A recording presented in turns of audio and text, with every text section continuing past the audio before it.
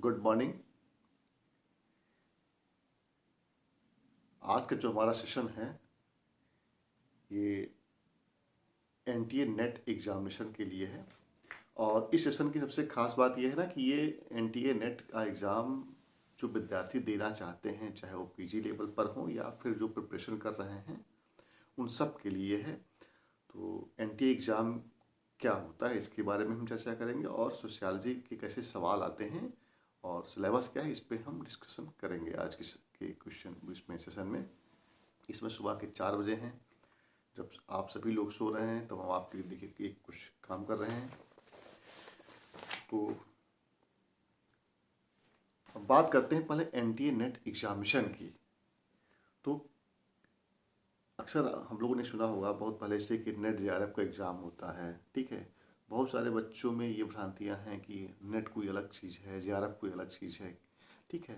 तो हम यहाँ बात करेंगे बिल्कुल एक जीरो लेवल से बात करना शुरू करेंगे ताकि जो हमारे नए विद्यार्थी हैं वो भी ये जान सकें कि यूजीसी नेट की जो एग्ज़ामिनेशन होती है वो क्या क्या होती है और उस एग्ज़ामिनेशन के क्या फ़ायदे हैं, या भविष्य में हम प्रोफेसर बनना चाहते हैं तो उसके लिए हमारे पास कौन कौन सी एलिजिबिलिटी होनी चाहिए और कौन कौन सी परीक्षाएं होती हैं जिसको हम पास करके हम प्रोफेसर का भविष्य में प्रोफेसर बन सकते हैं।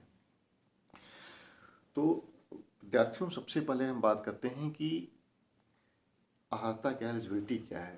तो विश्व उच्च शिक्षा में चाहे वो विश्वविद्यालय हो या डिग्री कॉलेज हो, तो अगर जॉब की बात आती है तो हम उच्च शिक्षा में जो हमारा स्टार्टिंग लेवल है पढ़ाने का, टीचिंग का, वो असिस्टेंट प्रोफेसर से प्रारंभ होता है और वो विश्वविद्यालयों में हम पढ़ा सकते हैं या गवर्नमेंट डिग्री कॉलेजेस में पढ़ा सकते हैं या फिर एडेड डिग्री कॉलेज में पढ़ा सकते हैं।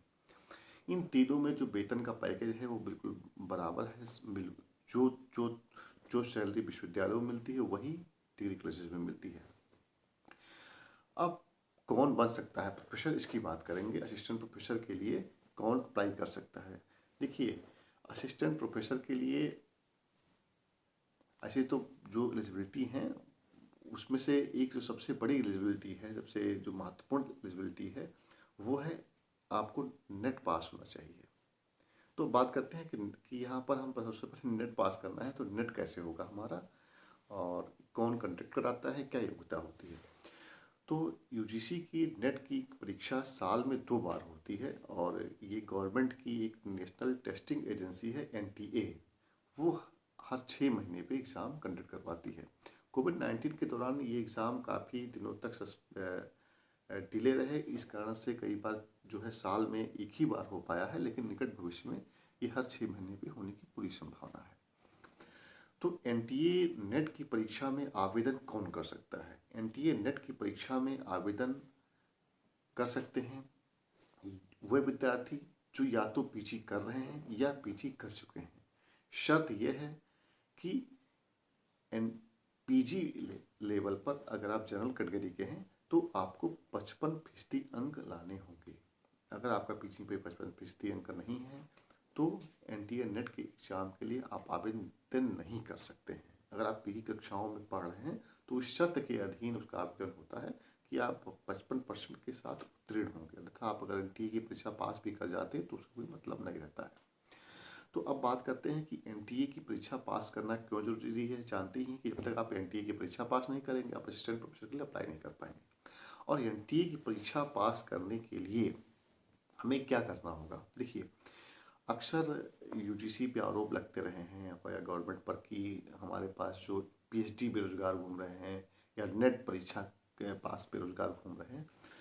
तो अब एनटीए के एग्ज़ाम में ऐसा जो पिछले वर्षों का ट्रेंड रहा है, केवल जो डिजर्विंग कैंडिडेट है उन्हीं को क्वालिफाई कराया जा रहा है एनटीए के लिए।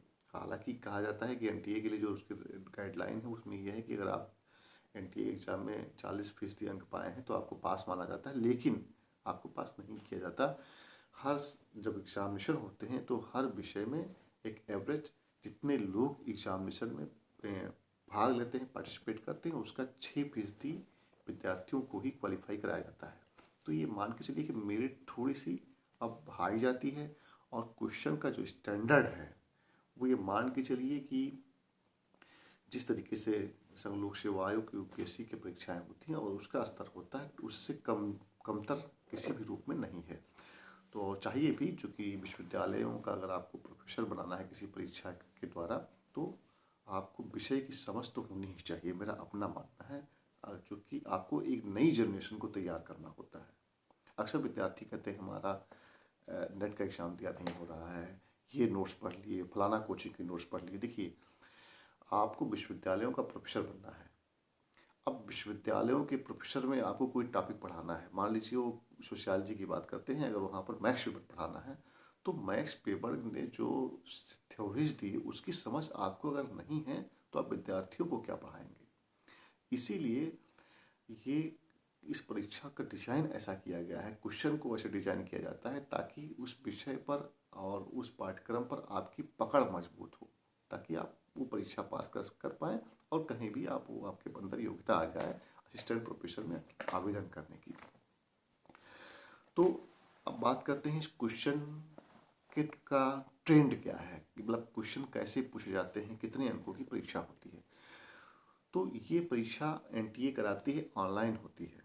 ऑनलाइन का मतलब ये है कि जो एग्ज़ाम हम देने जाते हैं, ऑफलाइन एग्ज़ाम में क्या होता है, हमें क्वेश्चन पेपर हार्ड कापी के रूप में मिलता है और उस पर हम ओएमआर शीट पे हम कलर करते हैं, वो बबल को डार्क करते हैं मन चाहे क्वेश्चन को, जो जिस क्वेश्चन का जो उत्तर होता है उस हिसाब से। जैसे मान लीजिए कि कोई सवाल है तो उसका बीसी जो भी ऑप्शन होता है हम टिक करके उसको ओएमआर शीट पर फिल कर देते हैं। जो ऑनलाइन एग्ज़ाम होते हैं उसमें कंप्यूटर एक आपको मिलता है, सिस्टम लैपटॉप मिलता है, वहाँ पर हेल्प करने वाले रहते हैं, सिस्टम ऑन कर देते हैं। आपको क्या करना है, आपके सामने क्वेश्चन डिस्प्ले होता है, आपको क्वेश्चन को आगे बढ़ाते रहना है, उसी में ही टिक कर देना है। ऑनलाइन ही आपको जो है अपने माउस से क्लिक करके टिक कर देना होता है, कहीं कोई प्रॉब्लम नहीं होती है। तो ऑनलाइन और ऑफलाइन मोड में कुछ ऐसा नहीं है कि जो पढ़ने वाले बच्चे हैं वो ऑनलाइन में नहीं कर पा रहे हैं, क्योंकि जो आ रहा है, जो पढ़ने वाले हैं वो सब जगह पास कर जा रहे हैं। तो बस ऑनलाइन की थोड़ी सी आपको समझ होनी चाहिए, और वो समझ एनटीए की वेबसाइट पर जाकर के आप मॉक टेस्ट दे करके पा सकते हैं। तो ये कोई इशूज नहीं है। अब बात आती है कितने सवाल होते हैं और कितने पेपर होते हैं। तो एनटीए का एग्ज़ाम 3 घंटे का होता है और 3 घंटे में जो है सवालों की संख्या 150 होती है। 150 सवाल आपको करने होते हैं। 50 सवाल होते हैं जनरल एलिजिबिलिटी के, सामान्य एक कह सकते हैं, और बोध के सवाल होते हैं, जिसमें एक जनरल नॉलेज तो नहीं कहेंगे, क्योंकि ये एग्ज़ाम एक ऐसा है कि एक प्रोफेसर और रिसर्च स्कॉलर के लिए टेस्ट होता है इसमें। अब रिसर्च स्कॉलर के लिए कैसा टेस्ट होता है अभी इसकी बात करेंगे।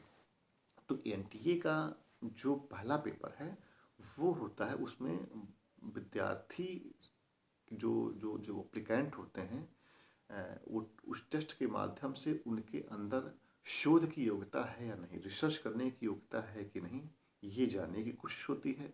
वो प्रोफेसर एक सामान्य शिक्षक बनने की योग्यता है, क्षमता उसके अंदर है या नहीं, ये जानने की कोशिश होती है।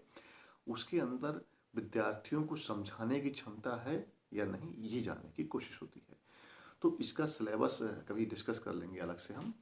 तो इसके जो सवाल डिजाइन किए जाते हैं, 50 सवाल आते हैं, हर सवाल 2 नंबर के होते हैं, वो इस टाइप के होते हैं, जिसमें टीचिंग एलिजिबिलिटी से संबंधित सवाल और रिसर्च से संबंधित सवाल आते हैं, इन्वायरमेंट से संबंधित सवाल आते हैं, मानसिक योग्यता के लिए थोड़े से मैथमेटिक्स के बिल्कुल बेसिक लेवल के सवाल होते हैं, जो मेनली उसमें ग्राफ वगैरह आते हैं, तो उसके सवाल सॉल्व करने होते हैं। जनरल नॉलेज के बेसिक सवाल आते हैं, कंप्यूटर के बेसिक सवाल आते हैं, साइंस टेक्नोलॉजी के जो या अंतरिक्ष के क्षेत्र में कोई काम हुआ होता है, इन्वायरमेंट के क्षेत्र में जो समकालीन समय में या उच्च शिक्षा में कोई नया काम हुआ होता है, तो उस पर सवाल पूछे जाते हैं इस पेपर में। जो दूसरा प्रश्न पत्र होता है वो प्रश्न पत्र कैसा है, वो सब्जेक्ट का होता है। विद्यार्थी जिस विषय से एमए किया होता है उस विषय से जुड़े सवाल होते हैं, और ये सवाल आते हैं तो कुल 100 सवाल। अब इन 100 सवालों में से हमें कितने सवाल सही करने हैं, ठीक है। तो देखिए, जो पहला क्वेश्चन पेपर है उसमें 50 में से मेरा अपना मानना है कि विद्यार्थी का को ये उसका उसका जो लक्ष्य होना चाहिए, लक्ष्य तो सब सवाल सही करने का होता है, लेकिन कम से कम उसको 30 से 35 सवाल सही करने चाहिए। कम पे भी हो जाता है, लेकिन दूसरे प्रश्न पत्र में आपने अच्छा परफॉर्मेंस किया है तो कम पे भी हो जाता है, लेकिन एवरेज मान के चलिए कि हमारा टारगेट कि हमारा 35 सवाल से कम सवाल हम सही ना करें। 30 पे भी आ गया तो चलो उधर बढ़ा लिए सेकंड पेपर में। अब आते हैं जो द्वितीय प्रश्न पत्र है, और द्वितीय प्रश्न पत्र में हम बात करेंगे मुख्य रूप से समाजशास्त्र के बारे में, क्योंकि हमारा विषय समाजशास्त्र है और मैं समाजशास्त्र के विद्यार्थियों को ही गाइड करता हूँ। तो मेरा पूरा फोकस सोशियोलॉजी पे होगा। तो सोशियोलॉजी के 100 सवाल आते हैं।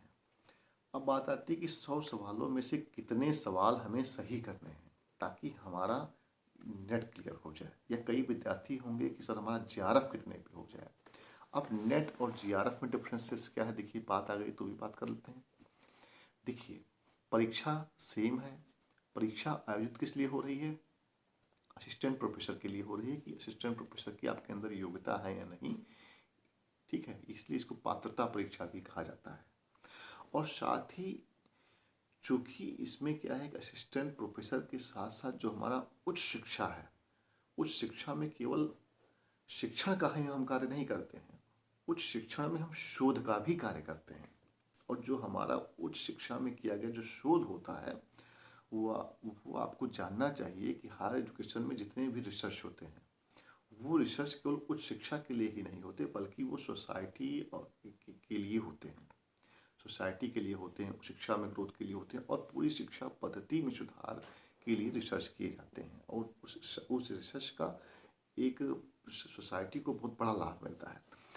तो आप मान के चलिए कि हमें अगर आप उस शिक्षा में शिक्षण करने जा रहे हैं, पढ़ाना चाहते हैं, तो आपको पढ़ाने के साथ रिसर्च भी करना पड़ेगा और रिसर्च कराना भी पड़ेगा, ठीक है। तो जब आप शोध कि आप पीएचडी करें, आप या तो पीएचडी कर चुके होते हैं या पीएचडी भविष्य में करेंगे, ठीक है, तो गवर्नमेंट चाहती है कि हम ऐसे लोगों को जो जो जो भारत के ऐसे बच्चे जो उच्च शिक्षा में किसी भी विषय में शोध करना चाहते हैं, उन विद्यार्थियों को हम एक ऐसा अमाउंट दे सकें महीने में, एक सैलरी के टाइप का, ताकि वो मन लगा करके एक ऐसा रिसर्च कर सकें ताकि वह रिसर्च जो है एक क्वालिटेटिव हो, गुणवत्तापूर्ण रिसर्च हो, और वो न केवल विद्यार्थी के लिए अच्छा हो बल्कि उच्च शिक्षा के लिए एक जो है रिसर्च जो है वो शिक्षा के लिए भी बहुत अच्छा सिद्ध हो सके आगे, और सोसाइटी के लिए अच्छा। इसलिए गवर्नमेंट एक बड़ी मोटी रकम खर्च करती है रिसर्च पे, जो फेलोशिप के रूप में विद्यार्थियों को दी जाती है। अब किस विद्यार्थियों को फेलोशिप के लिए फेलोशिप दी जाएगी, ये कैसे तय होगा? जो बच्चे मेरिटोरियस होते हैं। अब तो उसका क्राइटेरिया यहाँ पर पीजी नहीं रखा गया है कि जो बच्चे पीजी में 6 नंबर ले आए वो मेरिटोरियस नहीं। इस परीक्षा को जो बच्चे नेट परीक्षा को पास कर रहे हैं सारे नहीं, उसमें जो ब्रिलियंट क्रीम बच्चे हैं उनको हम फेलोशिप, गवर्नमेंट फेलोशिप देती है। अब क्रीम बच्चे कौन होंगे? तो जैसे मान लीजिए कि सोशियोलॉजी के जितने, अगर मान लीजिए 100 बच्चे सोशियोलॉजी के एग्ज़ाम दिए, तो 100 में से 6% बच्चों को, यानी कि 6 बच्चों को नेट के लिए पास कर दिया गया। मैं सो एक एग्जाम्पल दे रहा हूँ, 1000 हो सकते हैं, 10,000 होते हैं, 1 लाख हो सकते हैं, कितने भी हो सकते हैं। तो उसमें गवर्नमेंट का इतना बजट होता है कि हम हर साल 100, 200 या 250 बच्चों को, सोशियोलॉजी के बच्चों को हम फेलोशिप देंगे, तो वो टॉप ऊपर से 100 बच्चों को ले लेते हैं। तो इसीलिए मैं विद्यार्थियों से कहता हूँ कि जब आप यूजीसी नेट का एग्ज़ाम दे रहे हो तो आपका टारगेट केवल एनटीए नेट का एग्ज़ाम पास करने का नहीं होना चाहिए, बल्कि ये होना चाहिए कि हम जेआरएफ की परीक्षा पास कर सकें, ताकि हमें एक मोटी रकम मिल सके। और ये फेलोशिप क्यों जरूरी है विद्यार्थी के लिए? विद्यार्थी के लिए फेलोशिप इसलिए ज़रूरी है कि पीजी, जो विद्यार्थी पीजी करता है उसकी उम्र 21 से 23 साल के आसपास होती है, 25 साल तक। हालांकि अधिकतम उम्र जेआरएफ पास करने की 28 साल है, लेकिन मैं एवरेज एज मान चल रहा हूँ कि जैसे आपने पीजी किया और आपने एनटीए नेट का एग्ज़ाम दिया, वो आपको जेआरएफ पास कर गए, तो जेआरएफ से फ़ायदा ये होगा कि आप असिस्टेंट प्रोफेसर की भर्ती डिग्री कॉलेज में, गवर्नमेंट डिग्री कॉलेजेस में, या फिर विश्वविद्यालयों में आती रहती हैं, तो आप अप्लाई करते रहते हैं, तो चयन होते हुए 2 से 3 साल का 4 साल का समय लग जाता है कई बार। तो इस दौरान आप एक हाई क्वालिटी का एक रिसर्च कर लेंगे, चूँकि सरकार से आपको हर महीने फेलोशिप मिल रही होती है, तो आप माता पिता पर डिपेंडेंट नहीं रहेंगे। आप अच्छी किताबें खरीद सकते हैं, अच्छे रिसर्च पेपर पब्लिश कर सकते हैं, ठीक है। आप आपको एचआरए भी दिया जाता है कि आप अगर जिस शहर में रहते हैं वहाँ के हिसाब से आपको रूम का किराया भी दिया जाता है गवर्नमेंट की तरफ से, एचआरए जिसको हम बोलते हैं। तो आपका वो फेलोशिप ना केवल इसी में काम आती है, बल्कि अगर आपको फेलोशिप मिले तो आप अच्छे उससे पढ़ाई कर सकते हैं, अपने करियर को आगे बढ़ा सकते हैं, ठीक है। तो विद्यार्थियों को मैं तो यही कहता हूँ कि उनका जो लक्ष्य होना चाहिए, जो उनका मूल उद्देश्य होना चाहिए एनटीए में परीक्षा पास करने का, उसमें ये होना चाहिए कि उनको जेआरएफ मिल सके, ताकि वो फेलोशिप वो पा सकें, ठीक है। तो अब मुझे लग रहा है कि विद्यार्थियों को ये चीज़ क्लियर हो गई है कि जेआरएफ अलग से कुछ ना हो करके, बल्कि एनटीए नेट का जो एग्ज़ाम होता है, उसी एग्ज़ाम में जो जो क्रीम विद्यार्थी होते हैं उनको वो फेलोशिप दी जाती है। और वो फेलोशिप कब मिलेगी, मिलना कब स्टार्ट होगी फेलोशिप? ऐसा नहीं परीक्षा पास किए तो आपको फेलोशिप मिलने लगा, नहीं। फेलोशिप मिलने के जब आप परीक्षा पास कर जाएंगे एनटीए नेट की, तो आपको पीएचडी के लिए, रिसर्च के लिए आवेदन करना पड़ेगा विश्वविद्यालयों में, शोधार्थी के रूप में। और जब वहाँ पर विश्वविद्यालयों में पीएचडी के लिए आपका चयन हो जाएगा, तो जिस दिन आपका प्रवेश होगा विश्वविद्यालय में, उसी दिन से आपकी फेलोशिप स्वतः ही प्रारंभ हो जाती है। थोड़ी सी फॉर्मेलिटीज होती हैं, वो करने के बाद उसमें आपको कुछ नहीं करना है। वो गवर्नमेंट का अब तो ये है कि हर महीने आपके अकाउंट में फेलोशिप सैलरी के तरीके से आने लगती है। जो विद्यार्थी जेआरएफ नहीं पास करते हैं, नेट पास कर लिए, कोई दिक्कत नहीं, असिस्टेंट प्रोफेसर बनने की योग्यता है। अच्छा, जो जेआरएफ पास करते हैं वो ऑलरेडी नेट होते हैं, नेट प्लस जेआरएफ उनका कहा जाता है, वो भी अप्लाई करते हैं, असिस्टेंट प्रोफेसर हो जाते हैं, तो रिसर्च फेलोशिप बंद हो जाती है, रिसर्च चलता रहता है। जैसे मान लीजिए कोई बच्चा जेआरएफ पास कर गया और तो असिस्टेंट प्रोफेसर के लिए एलिजिबल ही है, वो यूनिवर्सिटी या डिग्री कॉलेज में नौकरी के लिए अप्लाई करेगा, और जब आवेदन करेगा और उसका चयन हो जाता है, तो जो शोध है वो अपना शोध को कंटिन्यू रख सकता है, और साथ ही फेलोशिप बंद हो जाएगी तो उसकी सैलरी शुरू हो जाएगी। तो अब ये नेट और जेआरएफ की चीज़ें ये बिल्कुल मुझे लग रहा है क्लियर हो गई होंगी। और ये क्लियर हो गया कि हमें पहले प्रश्न पत्र में 50 सवाल आते हैं, उसमें से हमारा 30 से 35 सवालों का टारगेट होना चाहिए, इतना सही करना है। मैं जेआरएफ की बात कर रहा हूँ, नेट पे थोड़ा सा कम भी काम चल जाएगा, लेकिन हम जो हमारा फोकस होगा वो जेआरएफ पे होगा। अब बात करते हैं कि सोशियोलॉजी में समाज शास्त्र के कैसे सवाल आते हैं, क्योंकि विद्यार्थी सोशियोलॉजी जो पीजी कर रहा होता है या पीजी कर चुका होता है वही अप्लाई करता है नेट के लिए, एनटीए के लिए। और विद्यार्थी 5 साल तक समाजशास्त्र पढ़ चुका होता है। तो अब उसमें एक तो बच्चे के अंदर ये है कि हमने BA first year, second year, third year sociology पढ़ा है, तो समाजशास्त्र जो है मैं अच्छा कर सकता हूँ, ठीक है, उसे फ्रेंडली महसूस भी करता है, होना भी चाहिए ऐसा। लेकिन मैं यहाँ बता दूँ होता क्या है, जब हम एक तो या तो बच्चा जब बीए फर्स्ट ईयर में है और तभी से ये सोच ले कि हमें प्रोफेसर की परीक्षा पास करनी है, तो जिस विषय में बीए फर्स्ट ईयर में जो विषय लेता है उसमें से कोई एक का चुनाव कर ले और आगे एमए उसी विषय से एमए करे। तो अगर बच्चा बीए फर्स्ट ईयर में सोच लिया है तो उसमें क्या करेगा, वो अपने विषय पे जम के मेहनत करेगा। और तब अक्सर ऐसे बच्चों का क्या होता है, देखिए मैं देख रहा हूँ दिल्ली यूनिवर्सिटीज़ के बच्चे हैं, लखनऊ यूनिवर्सिटीज़ के हैं, कुछ बच्चे ऐसे हैं पीजी के दौरान ही नेट पास कर जाते हैं, जेआरएफ पास कर जाते हैं। कारण क्या है कि उनकी जो जो कॉलेज लेवल की, यूनिवर्सिटी लेवल की जो एजुकेशन होती है वो बहुत अच्छी हो जाती है, और अच्छे प्रोफेसरों का सानिध्य अगर उनको मिल गया है तो विषयों की या कोई भी टॉपिक है उसमें अवधारणात्मक समझ उनके अंदर होती है, तो फिर एनटीए एग्ज़ाम में कोई प्रॉब्लम नहीं आती है आगे। लेकिन जो बच्चे गंभीर नहीं रहे हैं, ठीक है, ग्रेजुएशन लेवल पर या पीजी लेवल पर, तो ऐसा नहीं है कि या नहीं कर सकते हैं या उनमें कोई चीज़ छूट गई है, उनको यहाँ पर मेहनत करने की ज़रूरत है।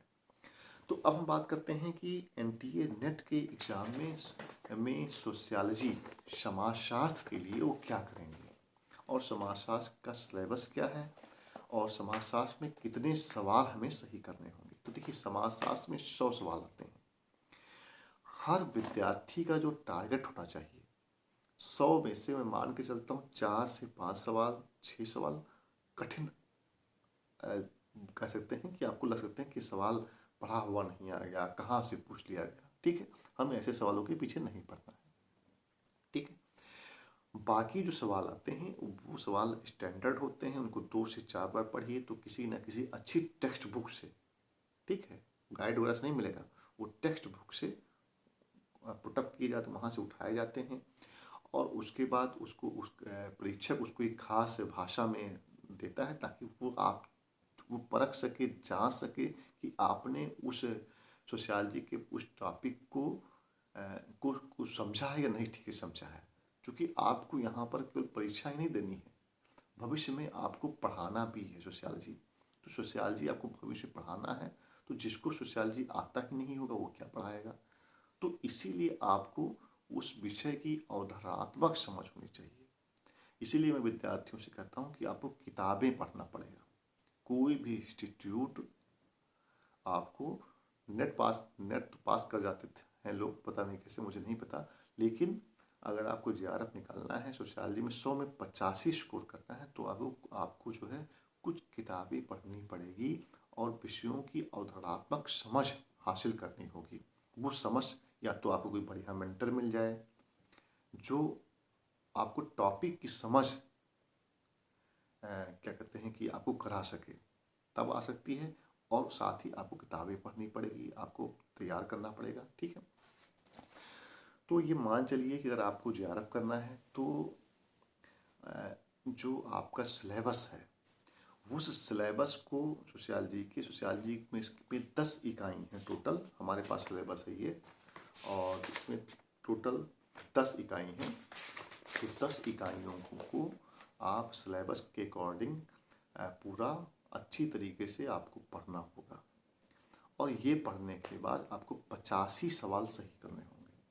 आप ऐसा नहीं है आप 65 के सवाल सही कर लेंगे आप नेट पास कर जाएंगे, सही ठीक है कर जाएंगे नेट पास, 70 पे नेट जेआरएफ भी पास कर जाएंगे, 72 पे जेआरएफ पास कर सकते हैं। कई बार सवालों मेरिट ज़्यादा चली गई तो ज़्यादा क्वेश्चन हो गए, लेकिन आपका सोशियोलॉजी में टारगेट 85 इसलिए कहता हूँ, किसी कारणवश अगर प्रथम प्रश्न पत्र में आपका अंक कम भी हो गया तो कम से कम ये आपका जेआरएफ पास कराने की क्षमता रखता है।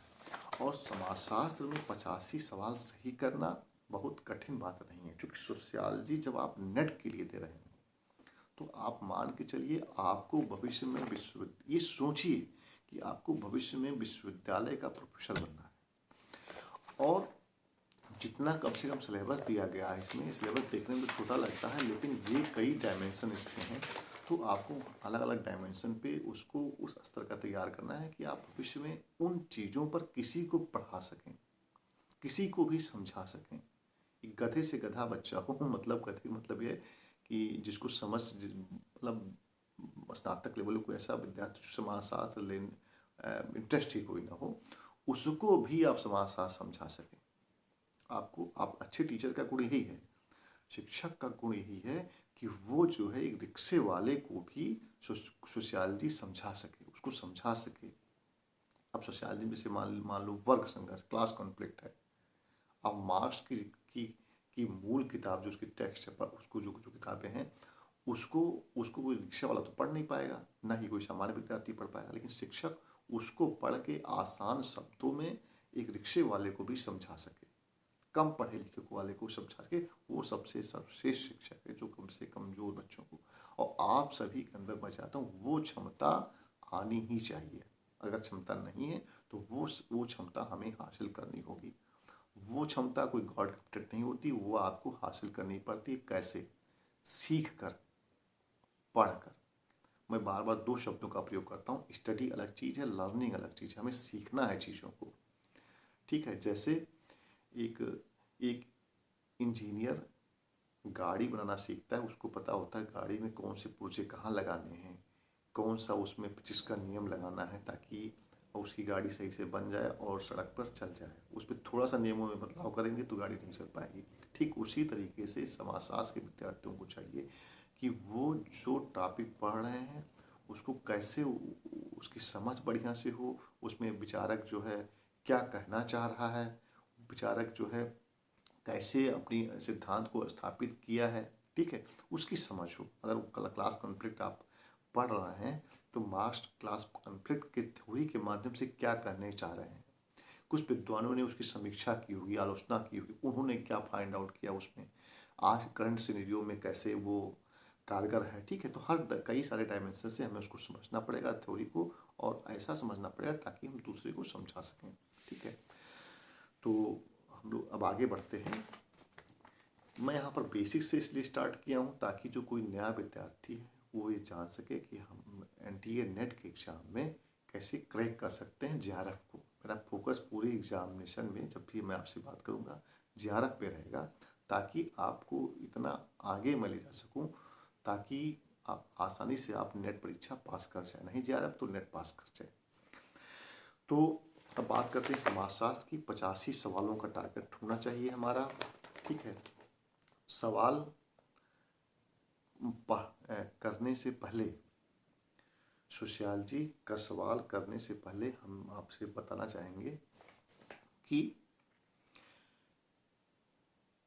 या तैयारी करने से पहले एक चीज़ गांठ बांधी, आपको अंग्रेजी आनी चाहिए। क्योंकि विश्वविद्यालयों में पढ़ाएंगे तो वहाँ अंग्रेजी में भी पढ़ाना पड़ सकता है, हिंदी में भी। डिग्री कॉलेज में पढ़ाएंगे तो धीरे धीरे अंग्रेजी मीडियम के विद्यार्थी वहाँ भी खूब आ रहे हैं। तो आपकी हिंदी अच्छी है, मीडियम को भी रखिए, हिंदी में सवाल पढ़िए, लेकिन मैं आपको बता दूं कि अंग्रेजी आनी चाहिए।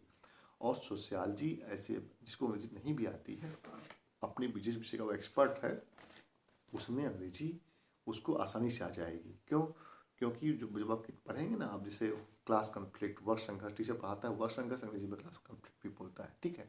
तो आपको टर्मिनोलॉजी एक बार समझ में आ जाती है, फिर प्रॉब्लम नहीं होती है।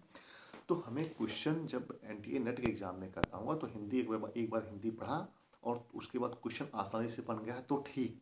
अगर क्वेश्चन लगा कि थोड़ा सा हमको समझ में नहीं आया, तुरंत अंग्रेजी पढ़ लिया, और जब आप अंग्रेजी पढ़ेंगे तो यकीन मानिए हो सकता है आपका समाधान अंग्रेजी से हो जाए और वहाँ से पता लग जाए तो बहुत आसान सा सवाल है, हिंदी में बहुत कठिन दिया हुआ है। तो आपको हिंदी के सवाल तभी हल करने हैं, हिंदी में ही हल करिए। लेकिन आपने क्वेश्चन हिंदी का टिक किया और आ रहा है तो ठीक, अगर नहीं आया तो मान लीजिए हो सकता है हमारे पास ऑप्शन अभी है अंग्रेजी वाला, हम अंग्रेजी क्लिक करेंगे, उसी पे चेंज कर लेंगे, जब एग्ज़ाम पोर्टल पे ही अंग्रेजी में जाएंगे और अंग्रेजी वाला क्वेश्चन पढ़ेंगे हम, उसी से हमारा काम बन जाए। इसलिए हम तैयारी के दौरान तैयारी हिंदी में ही करेंगे, लेकिन हम अपने अंदर उन क्षमताओं का विकास भी करेंगे तो हम अंग्रेजी टर्मिनोलॉजी को भी सोशियोलॉजी के समझ सकें, ताकि एग्जाम में हमारी मदद मिल सके, ठीक है। तो ये बातें क्लियर हो गई कि हमें क्वेश्चन पेपर हिंदी के साथ ज़रूरत पड़ने पे अंग्रेजी में भी पढ़ना पड़ सकता है, ठीक है। उससे हमें मदद मिलेगी, इसलिए हम कर रहे हैं। तो क्वेश्चन में यहाँ पर हम देखेंगे कि जो सिलेबस है, चूँकि आज की वीडियो लंबा हो जाएगा इसीलिए पूरा सिलेबस डिस्कशन कर पाना कठिन है। नेक्स्ट सेशन में सोशियोलॉजी के हम पूरा सिलेबस को जो है डिस्कशन करने की कोशिश करेंगे, पहले टॉपिक से लेकर के अंतिम टॉपिक पर, ठीक है। एक हमारा सोशियोलॉजी पढ़ने का नज़रिया क्या हो सकता है, कैसे तैयारी हम कर सकते हैं और कैसे नेट के एग्ज़ाम को हम क्रैक कर सकते हैं जेआरएफ के रूप में, उसके लिए एग्जाम्पल देता हूँ। जैसे मान लीजिए कि जो पहली इकाई है समाजशास्त्र की 10 इकाइयाँ हैं। पहली इकाई में हालांकि मैंने कहा था कि आज सोशियोलॉजी की बात करूँगा, लेकिन चूँकि काफ़ी लंबा हो गया है तो नेक्स्ट सेशन में हम सिलेबस को कवर करेंगे इसी के वीडियो पार्ट 2 में।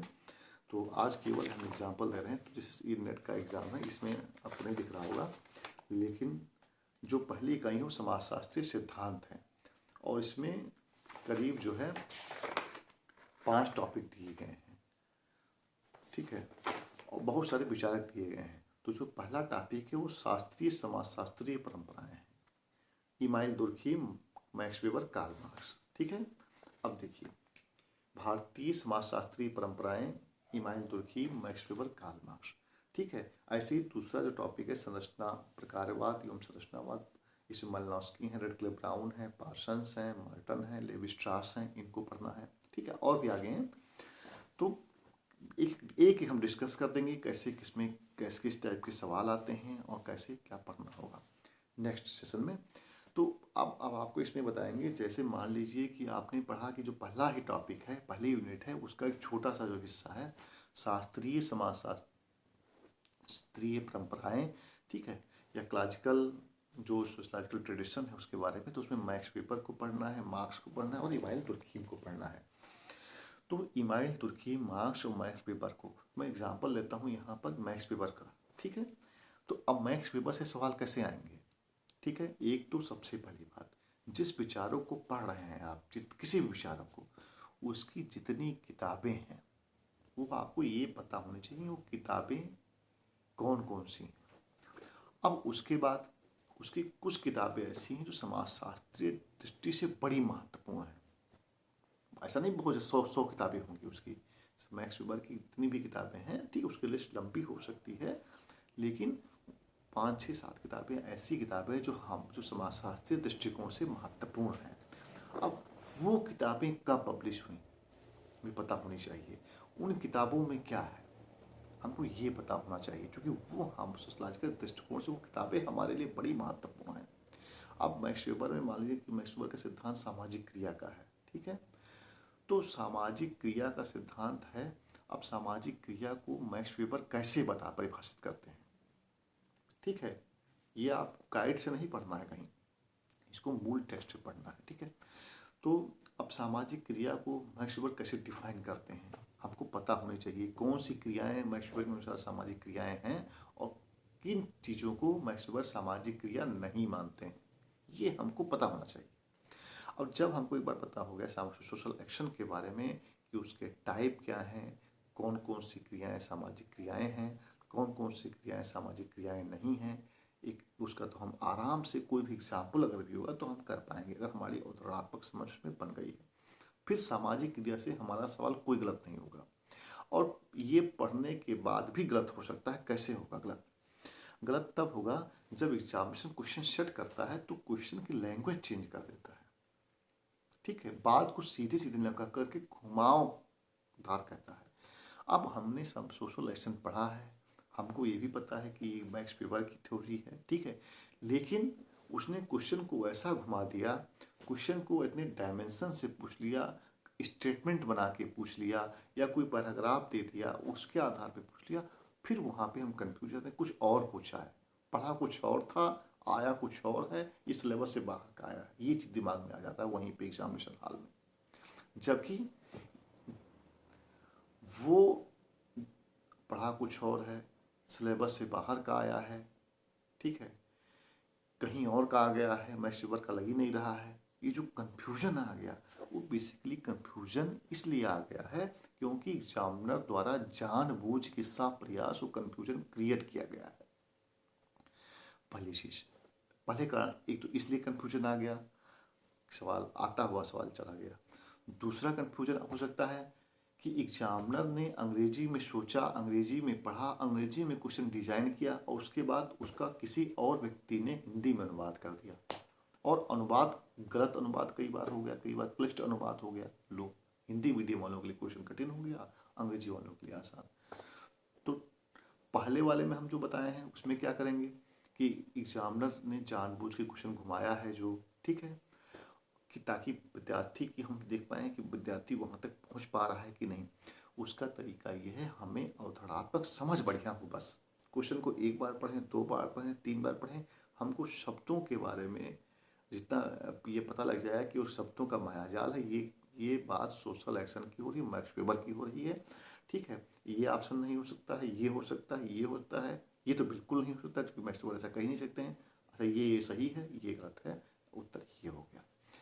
अब कई बार नहीं समझ में आ रहा है, कन्फ्यूजन लग रहा है, अंग्रेजी देख लिया, लगा ये तो बहुत आसान सी चीज़ पूछ रहा है, इंग्लिश में है, हिंदी में कुछ और कह रहा है, ठीक, हमने कर दिया। तो कहने का मतलब ये है कि हमें मैक्स पेपर को, ठीक है, या जितने भी थ्योरीज हैं थिंकर के या समाज का जो सिलेबस है हमको पूरा पढ़ना है, ठीक है। अब अगली क्लास में हम लोग डिस्कशन करेंगे इस टॉपिक वाइज कि इसका पूरा सिलेबस क्या है, ठीक है, इस पर बात होगी। अब बात करते हैं कि एनटीए नेट एग्ज़ाम के लिए अक्सर विद्यार्थियों का जो पहला सवाल होता है कि सर हमको कितनी घंटे पढ़ने होंगे, कितनी तैयारी करनी होगी। तो उसके लिए मैं कहना चाहूँगा कि प्रोफेसर बनना है तो जैसे विद्यार्थियों में एक अक्सर जैसे होता है कि वो एसएससी का एग्ज़ाम भी दे आए, वो यूपीएससी का एग्ज़ाम भी दे आए, टेट का हो रहा है वो भी दे आए, आप बीसों एग्ज़ाम दीजिए, लेकिन बीसों एग्ज़ाम में भी परफेक्शन की कोशिश करिए तो बीसों में सिलेक्शन हो जाएगा। परफेक्शन कहीं जहाँ जहाँ परफेक्शन नहीं होगा वहाँ केवल एग्ज़ाम भरने से, कोचिंग करने से में कोई परीक्षा पास नहीं कर पाएंगे। ऐसा बहुत सारे विद्यार्थी सोचते हैं और हमारे गार्जियन भी सोचते हैं कि चलो हमारा बच्चा पढ़ने में बहुत अच्छा है, उसको यूपीएससी के लिए हम जो है यहाँ कोचिंग करा देते हैं, दिल्ली भेज देते हैं, या आईआईटी के लिए वहाँ भेज देते हैं, कोटा भेज देते हैं, या यूजीसी नेट के लिए हम कोचिंग करा देते हैं। और कोचिंग कराने के बाद अभिभावक सोचने लगता है बच्चा भी कि बच्चा पास करके आ जाएगा। परीक्षाएं इससे पास नहीं होती हैं। परीक्षाएं पास करने के लिए आपके अंदर अंदर ललक होनी चाहिए चीज़ों की। एक कह सकते हैं ना कि उत्कंठा होनी चाहिए किसी चीज़ को पाने के लिए, बिल्कुल अभिप्सा, एक मतलब बहुत प्रबल इच्छा आपके अंदर होनी चाहिए किसी चीज़ को प्राप्त करने की। और जब प्रबल इच्छा होगी तो उसके लिए आपको कठिन मेहनत करना पड़ेगा। और कठिन मेहनत कैसे करना पड़ेगा?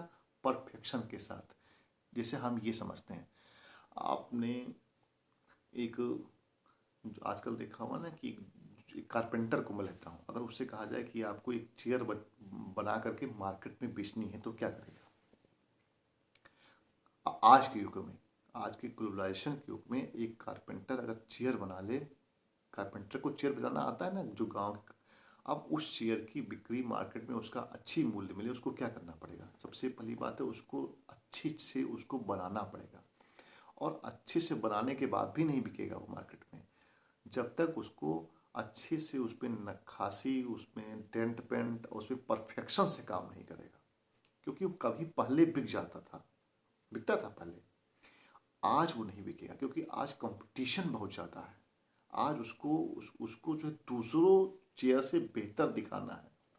तो वही चीज़ें विद्यार्थियों को करनी है। आज जो है कंपटीशन ज़्यादा हो गया है तो आपके अंदर परफेक्शन होना चाहिए।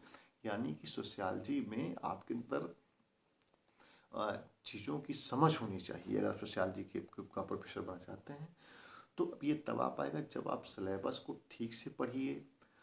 अब बात आती थी घंटों वाली, चाहे आप 20 घंटे, 30 घंटे, 15 घंटे, 24 घंटे में 24 ज़्यादा तो पढ़ेंगे नहीं, ठीक है। तो ये कहना 18 घंटे पढ़ने से पास हुए, ये कोई मैटर नहीं करता है। हाँ, किसी को 6 घंटे में चीज़ें तैयार हो जाएंगी, किसी को 8 घंटे में। लेकिन हमको ये मान के चलना है कि अगर हम नेट की परीक्षा पास करना चाहते हैं तो हमको 7 से 8 घंटे रोज पढ़ना है। और 7 से 8 घंटे रोज पढ़ने में भी रोज डेली में उसमें कोई छुट्टी नहीं, छुट्टी कोई नहीं। क्योंकि देखिए आज बता रहा हूँ कंपटीशन का युग है, आप जो है सारी चीज़ों को लेके एक साथ नहीं चल सकते। मतलब कि आज जो है, आज हम पढ़ाई हम नहीं करेंगे, आज न्योता करने जाएंगे, आज शादी विवाह में जाएंगे, आज वहाँ पार्टी में जाएंगे, ये नहीं। ठीक है, कभी कभार रिलैक्स करिए, लेकिन कोशिश करिए कि आप, ये आपका प्रयास होना चाहिए कि हम जो है प्रतिदिन 1 घंटा हमारा क्या कर रहेगा, सेकंड पेपर को हम सॉल्व करेंगे और आधे घंटे हम फर्स्ट पेपर को सॉल्व कर करेंगे। कैसे? यूजीसी के आए हुए क्वेश्चन को, ठीक यूजीसी का क्वेश्चन जो अब तक आया हुआ है, ठीक ऐसे ही है जैसे अगर आपको कहीं जाना है तो उसका रूट चार्ट देखते हैं ना, बार बार देखते हैं, ठीक है, तो आप जान जाते हैं, ठीक है, कि हम किधर से हमको जाना है, कैसे क्या करना है। तो हमें रूट चार्ट के तरीके से क्वेश्चन को बार बार देखना है, इसलिए हम कभी भ्रमित नहीं होंगे, कहीं कोई भटकाव नहीं होगा। तो आपको रोज क्वेश्चन 1 घंटे कम से कम, मैं बता रहा हूँ आपको, सेकंड पेपर सॉल्व करना है सोशियोलॉजी, और आधे घंटे प्रथम प्रश्न पत्र सॉल्व करना है। बल्कि आप ज़्यादा कर पाइए तो 1 घंटा वो कर लीजिए। इसको बल्ब कुल मिलाकर के ये रेशियो बताया हूँ, इसमें डबल करना पड़ेगा। उससे वो जो फर्स्ट में सॉल्व करने में देंगे टाइम, वो तो उससे डबल जो है आपको सेकंड पेपर पे देना पड़ेगा। सॉल्व करने के साथ कुछ टाइम आपकी किताबें पढ़ने के लिए और नोट जो आपके पास स्टडी मटेरियल नोट्स वगैरह है पढ़ने के लिए। बाकी आप कहीं कोचिंग कर रहे हैं तो कोचिंग का समय आपका अलग रहेगा। केवल ऐसा नहीं कोचिंग कर रहे हैं तो वही कोचिंग में जो बता दिया वही करते रहेंगे तो ज़्यादा निकल जाएगा, ठीक, उससे नहीं निकलता बनता है। तो ये सारी अगर आप मेहनत करते हैं, और मैं मान के चलता हूँ 6 महीने, साल भर, 1.5 साल, 2 साल, जो भी जिसका टाइम लगता है, सबकी अलग अलग कैपेसिटी होती है, सबकी अलग अलग जो है बुद्धि होती है, ठीक है, तो उस हिसाब से कर सकता है, ठीक है। लेकिन ये मान के चलिए कि जो मेहनती बच्चे हैं, ठीक है, वो चीज़ों को गेन कर लेते हैं, धीरे धीरे उनका ब्रेन भी उसे शार्प हो जाता है। जैसे मान लो कि होता क्या है कि जैसे अगर चाकू से भी या सब्जी हम नहीं काटते हैं, या कोई ऐसा धार हथियार है जिसका हम यूज नहीं करते तो धार खत्म हो जाती है, तो ऐसे भी अगर आपने बुद्धि का प्रयोग नहीं किया है तो वो कुंद हो गई, इसका मतलब नहीं खत्म हो गई। लेकिन जो प्रैक्टिस करते रहते हैं उनकी शार्प हो जाती है। आप मेहनत करेंगे, आप तैयारी करेंगे, आपकी अच्छी हो जाएगी। तो एनटीए नेट के एग्ज़ाम में आज के सेशन में मेरा उद्देश्य यही था कि एक जीरो लेवल पे जो विद्यार्थी है, जो प्रोफेसर बनना चाहता है, उसको हम बता सकें क्वेश्चन कितने नंबर का होता है, क्या होता है, ठीक है। और अगले सेशन में हम सोशियोलॉजी के सिलेबस को डिस्कशन करेंगे। तो हमको पता लगा 300 नंबर का इस वर्ष की एनटीए नेट की अगर हम बात करें तो 300 नंबर के का पेपर जो होता है, यानी कि 100 सवाल विषय के, जो यानी कि 200 नंबर के हो गए। पहला सवाल जनरल पेपर जो है उसमें 50 सवाल 100 नंबर के होंगे। 300 में से 200 नंबर यानी कि 100 क्वेश्चन, ठीक है, 100 क्वेश्चन जिसने भी किया था 300 में, उसका नेट क्वालिफाई हो गया है इस साल के लिए। आगे क्या रहेगा ये किसी को नहीं पता, ठीक है। तो यही बात होती है ना कि कम से कम हमें ज़्यादा के लिए करना है तो हमें अच्छा मेहनत करना है, ठीक है। तो आप सब लोगों ने स्टार्ट किए। देखिए, आपको बताने के लिए तो मॉर्निंग में चूँकि टाइम समय की व्यस्तता रहती है तो मॉर्निंग में आपके लिए मैं वीडियो बनाया। तो मुझे लग रहा है कि आपको इस वीडियो से एक कुछ थोड़ी सी समझ बनी होगी।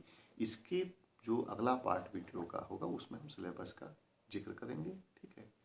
तो बेस्ट विशेस आप सबको, तैयारी शुरू करें। धन्यवाद।